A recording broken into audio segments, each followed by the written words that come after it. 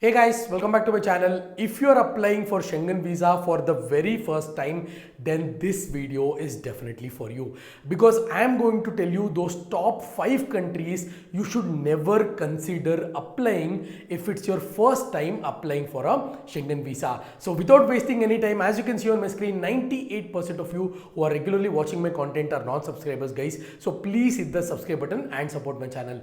Now before I begin my video, I want to give a small disclaimer.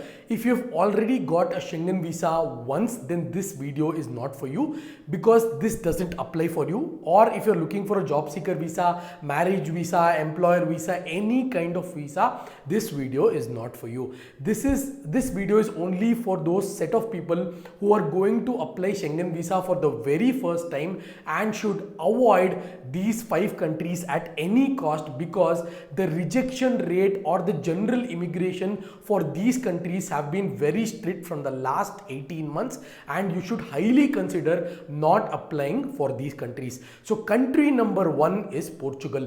Guys, Portugal is going through a huge illegal immigration crisis and they are strengthening, or they've made their immigration laws more and more strict. Now recently there was one of my family members who visited Europe and they went to Portugal. Even when they were going from Spain to Portugal by bus, their passports were checked on the border. Even though they have Schengen Visa, usually when you're traveling by bus or even when you're traveling by flight, in my last Europe trip, they did not check your passport for internal flights within Europe because one Schengen Visa is valid for 29 countries. But that is not the case in Europe, that is Portugal, because your passport and your documents will be checked even if you want to cross the border, or if you want to apply for a tourist visa for the very first time, there are high number of chances that your application will be rejected. So kindly avoid applying to Portugal. The next country you should never think of applying for the very first time is Poland.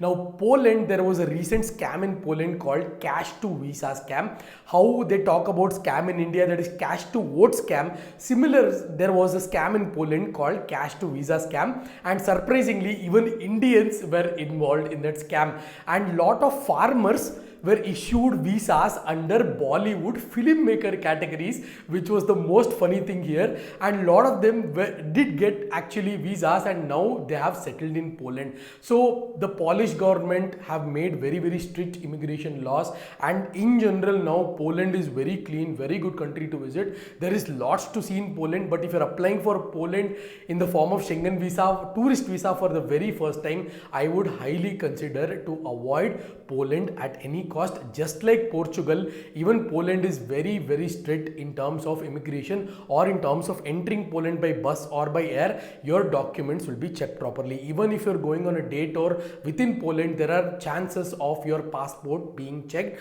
They are very strict guys, so do not leave your passports in the hotel. When you're going anywhere near Poland, make sure you to carry your passports.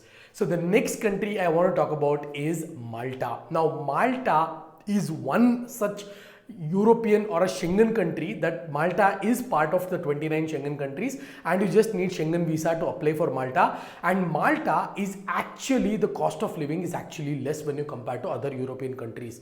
But this is lesser known, and if you're actually applying to Malta, you better have a very strong reason, because when you apply for Malta, usually the talk is, why don't you apply for France or Italy or such countries where you have a lot of tourist attractions. When you're applying for tourist visa to Malta, the first thing that they would come to their mind is, you want to get in on a tourist visa and then stay here and do illegal stuff, or going through the illegal immigration process or seeking asylum. Now this has been a major problem in Europe, and even Malta is facing similar issues. So be very careful if you are applying to Malta. Have your documentation intact. Recently one of my subscriber, he had actually applied for Malta. His documentation was exactly spot on. His cover letter was good, but still it got rejected because they were not satisfied with the tourism purpose kind of a visa.